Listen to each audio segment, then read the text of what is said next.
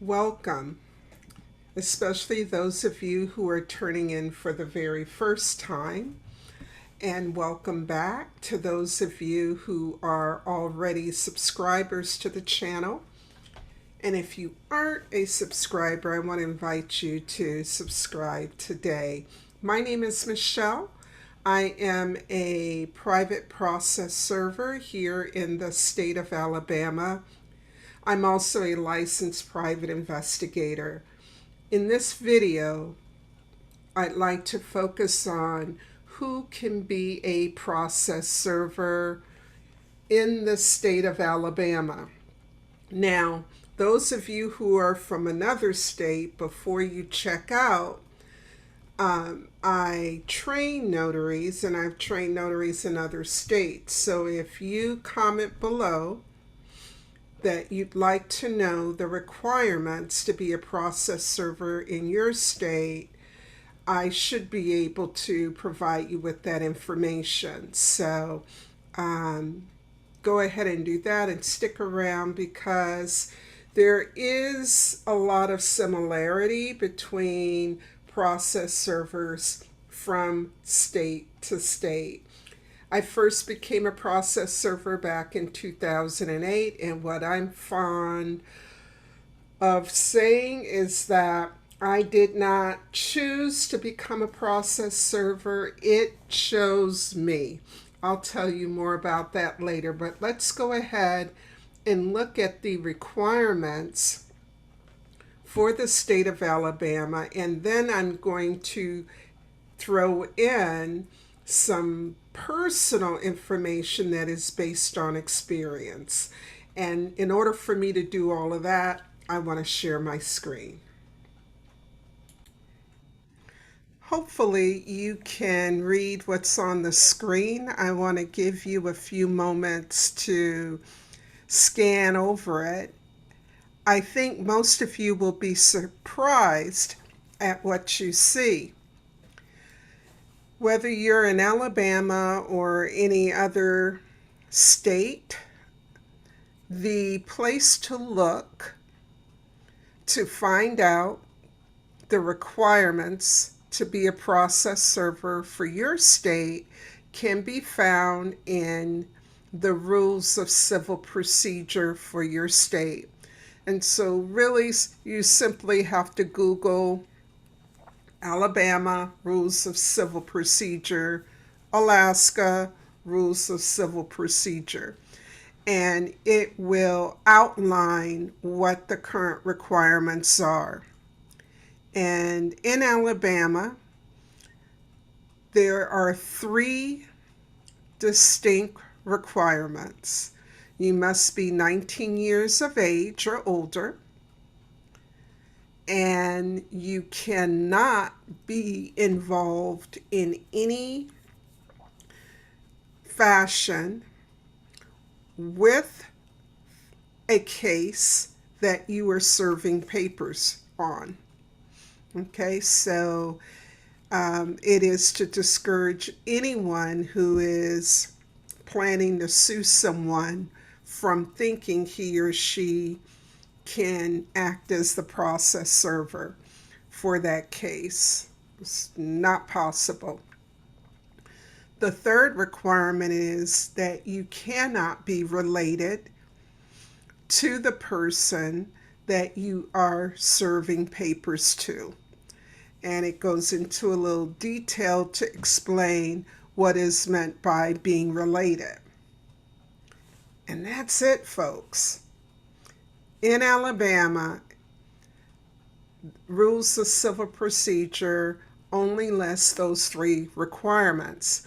Now, it almost changed first part of this year, last part of last year, because our lawmakers put forth a bill that would have totally revamped who could be a process server in Alabama. It raised the barriers of entry, meaning it involved background check information, formal training, among other things. That bill did not make it through all the steps, so it did not pass.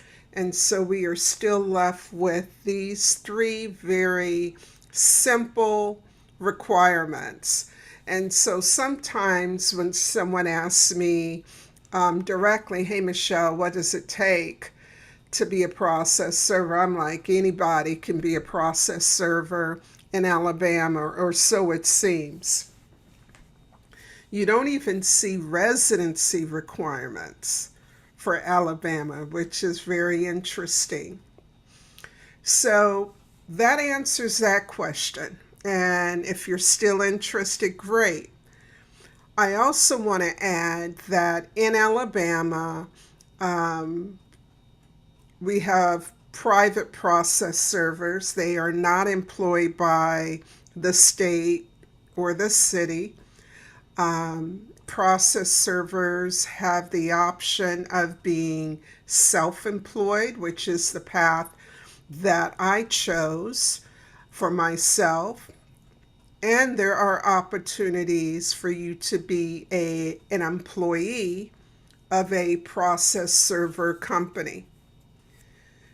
There's a lot of flexibility. There are process servers who work full-time, some part-time, and others whenever they feel like it.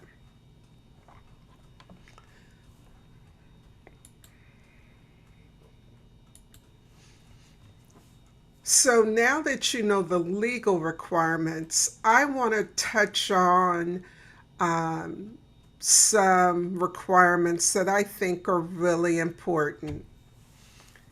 I feel that process serving is something you should consider if you, of course, satisfy the state requirements, but you're going to also need some skill sets.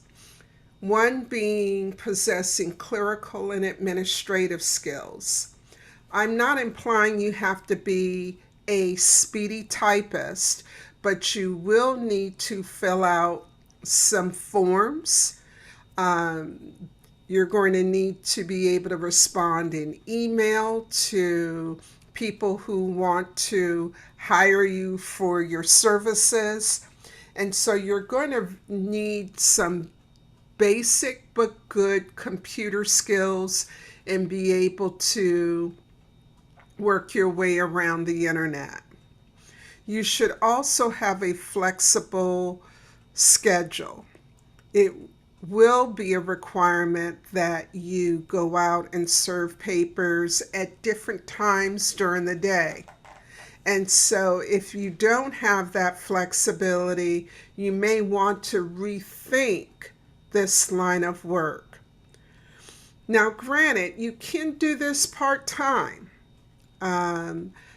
I currently have a 9-to-5 job, but I have the ability to serve papers weekends, early mornings, evenings. So that's what I mean by flexibility. You also need to, in addition to agreeing to satisfying your state requirements, you've got to demonstrate that on a day-to-day basis. This is because if you go the self-employment route, and even as an employee, you are going to be working independently most of the time. There will not be anyone looking over your shoulder. And it is imperative that you adhere to and follow your state's rules of civil procedure at all times. That's really important. And I'll talk more about the rules of civil procedure later. You must also have a strong work ethic and a high moral compass. And what I mean by that is it kind of goes back to working independently. In this line of work, There will be times where you may be tempted to cut corners, and you cannot give in to that. The justice system, the people who are hiring you, are counting on you to do what you say you're going to do. If you are hired and this is a rush request and you were paid an additional fee to get out and serve these documents within 24 hours, that is something you need to adhere to and follow through on.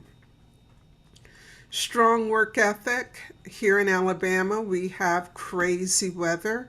Seems like there's crazy weather everywhere nowadays, but we do have our tornado seasons, our rainy seasons here. And without putting yourself in harm's way, there will be days where you will not want to go out in that 100-degree temperature, some of which we are having now. But if it is time for you to go make your attempts, you have to do that, even though your supervisor or the hiring person isn't there monitoring your actions. You will need to be self-motivated. You will need to have some persuasive skills.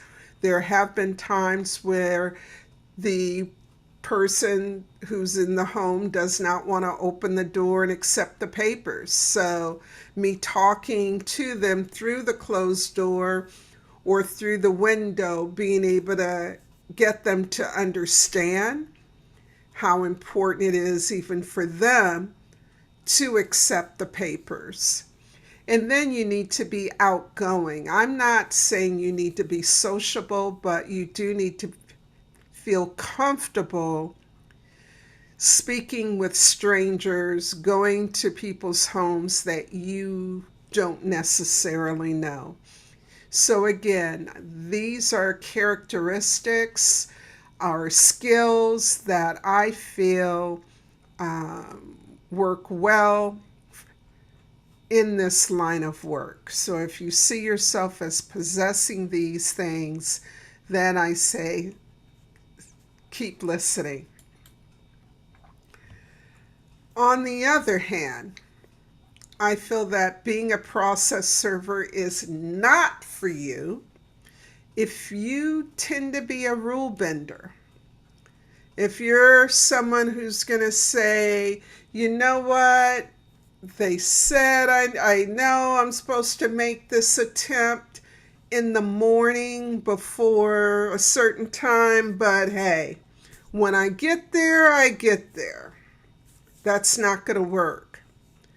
Process serving is not for you if you consider yourself to be a nervous Nancy or a fearful Fred. Here's what I mean. There's definitely value in being careful and cautious in this line of work.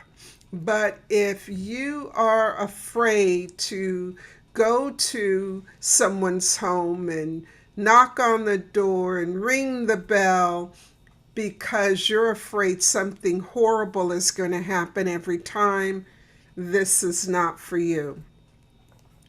If you are dealing with some chronic health issues so that you never know on a given day whether you're going to be able to get out of bed, get in the car, go deliver papers, this is not for you. Now, I'm not at all implying that this role is for young people, because as you should be able to tell by the gray in my hair, I am far from being a young person.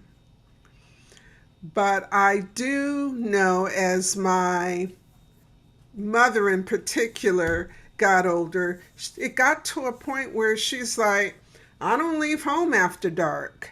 If that sounds like you, this is not for you, process serving. Why?